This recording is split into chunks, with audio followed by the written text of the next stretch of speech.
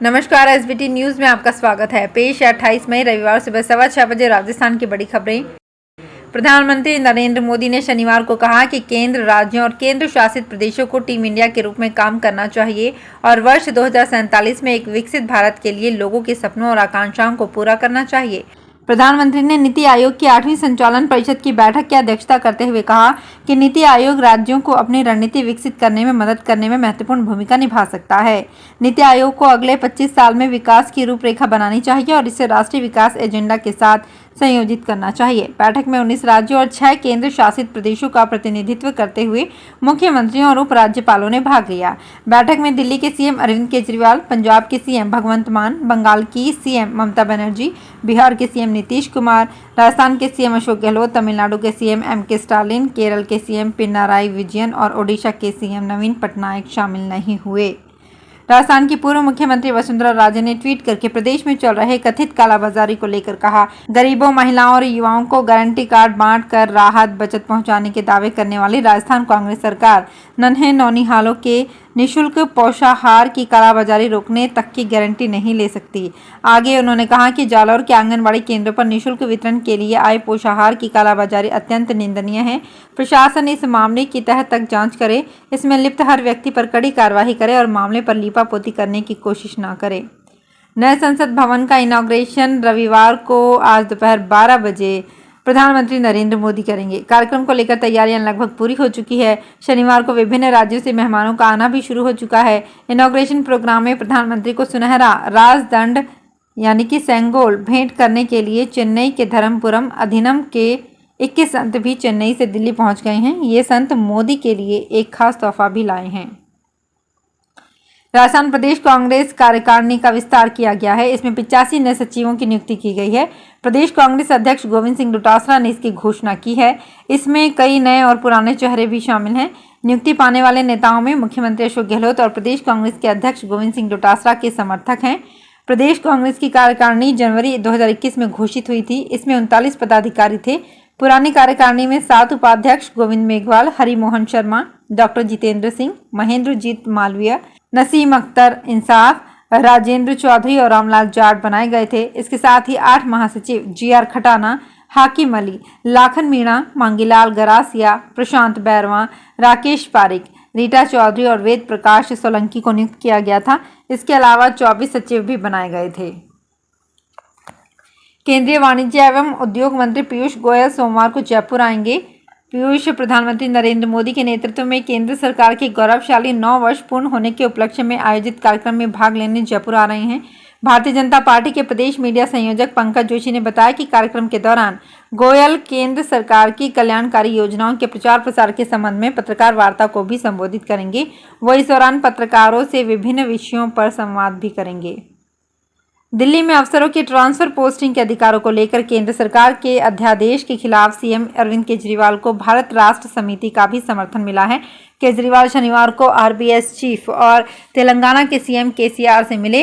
उन्होंने केसीआर से अध्यादेश के मामले में समर्थन मांगा था। केसीआर ने कहा, केंद्र सरकार को इस अध्यादेश को तुरंत वापस लेना चाहिए। अगर सरकार इसे वापस नहीं लेगी तो संसद में इस पर आने वाला बिल पारित नहीं होगा। हम लोकसभा और राज्यसभा में अपनी ताकत का इस्तेमाल इस बिल के खिलाफ करेंगे। केसीआर ने अध्यादेश को इमरजेंसी से भी बदतर बताया है। बीकानेर में मुख्य मार्गों पर हुए सैकड़ों अतिक्रमण तोड़ने के बाद अब रिहायशी कॉलोनियों में भी घरों के आगे बनी चौकियां, रैंप और अन्य अतिक्रमण तोड़ने की तैयारी की जा रही है। नगर विकास न्यास ने इस संबंध में अपनी कॉलोनियों के मकान मालिकों को चेतावनी दी है। नगर विकास न्यास की स्वीकृत आवासीय और व्यावसायिक योजनाओं में क्रयशुदा भूखंड माप के अलावा अतिक्रमण के रूप में किए गए निर्माण को हटाया जा रहा है।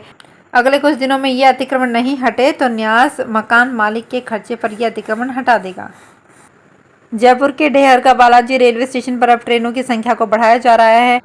अभी तक जयपुर के 5वें रेलवे स्टेशन खातीपुरा के उद्घाटन की तारीख तय नहीं हुई है और जयपुर जंक्शन पर गर्मियों की छुट्टियों के दौरान यात्री भार लगातार बढ़ रहा है। ऐसे में जयपुर जंक्शन के अलावा दूसरे रेलवे स्टेशन पर यात्रियों को डाइवर्ट करने के लिए ढेहर का बालाजी रेलवे स्टेशन पर शुरुआती दौर में 2 ट्रेनों को विस्तार दिया जा रहा है। गर्मियों की छुट्टियां चल रही है और जयपुर जंक्शन पर इन दिनों यात्रियों का जबरदस्त दबाव है। वंदे भारत के उद्घाटन के समय ही जयपुर जंक्शन के विकल्प के तौर पर खातीपुरा जंक्शन का उद्घाटन होना था, लेकिन अपरिहार्य कारणों के चलते खातीपुरा रेलवे स्टेशन का उद्घाटन अभी तक नहीं हो पाया है। राजस्थान के खाद्य एवं नागरिक आपूर्ति मंत्री प्रताप सिंह खाचरियावास ने कहा है कि केंद्र की भारतीय जनता पार्टी भाजपा सरकार के 9 वर्ष महंगाई, गरीबी और बेरोजगारी के लिए याद किए जाएंगे। खाचरियावास ने पत्रकारों से बातचीत में आरोप लगाया कि केंद्र की भाजपा सरकार ने देश की जनता की भावनाओं से खिलवाड़ किया है, धर्म के टकराव का भय दिखाकर वोट लेते रहे, लेकिन भूख, महंगाई और बेरोजगारी दूर करने के लिए कोई कदम नहीं उठाए। जोधपुर की पावटा स्थित राजस्थान राज्य पथ परिवहन निगम जोधपुर का निर्माणाधीन केंद्रीय बस स्टैंड का काम अंतिम चरण में है। अब सिर्फ फर्श से जुड़ा काम बाकी है, जो 30 जून तक पूरा हो जाएगा। माना जा रहा है कि जुलाई में मुख्यमंत्री जोधपुर की जनता को प्रदेश का सुपर लग्जरी और अत्याधुनिक बस स्टैंड समर्पित करेंगे। ये आधुनिक बस टर्मिनल एयरपोर्ट की तरह बनाया गया है। यहाँ पर एयरपोर्ट पर मिलने वाली सुविधाएं यात्रियों को मिलेंगी। इसके निर्माण पर करीब 50 करोड़ रुपए से ज्यादा की राशि खर्च हो रही है। निर्माण RSRDC लिमिटेड कर रही है। टोंक जिले की उनियारा नगर पालिका के सफाई कर्मचारी को एसीबी ने 4,000 रुपए की रिश्वत लेते रंगे हाथों गिरफ्तार किया। आरोपी ने पीड़ित का करीब 80,000 रुपए का बिल पास करवाने के एवज में दलाली के रूप में मांगे थे। पुलिस ने आरोपी सफाई कर्मी से रिश्वत के 4,000 रुपए भी बरामद कर लिए। मामले में अब तक एक ही आरोपी का नाम सामने आया है। जांच में और भी आरोपी सामने आते हैं तो उनके खिलाफ भी नियमानुसार कार्यवाही की जाएगी। एसीबी के एएसपी राजेश आर्य ने बताया कि पीड़ित महेंद्र कुमार का स्कूलों में गणतंत्र दिवस पर सामग्री पहुंचाने का करीब 80,000 रुपए का बिल उनियारा नगर पालिका में अटका पड़ा है। इसको लेकर आए दिन पीड़ित चक्कर लगा रहा था। इसी बीच नगर पालिका के सफाई कर्मचारी लाखन सिंह ने इस बिल को पास कराने के लिए 4,000 रुपए मांगे। बॉलीवुड अभिनेत्री परिणीति चोपड़ा अपने मंगेतर आप पार्टी के सांसद राघव चड्ढा के साथ सगाई के बाद पहली बार शनिवार सुबह 9:30 बजे उदयपुर पहुंची। चर्चा है कि परिणीति उदयपुर में शादी कर सकती हैं। उदयपुर के महाराणा प्रताप एयरपोर्ट पहुंचने पर परिणीति का पर्यटन विभाग की उपनिदेशक शिखा सक्सेना ने स्वागत किया है। इस दौरान परिणीति ने उदयपुर में वेडिंग वेन्यू देखे।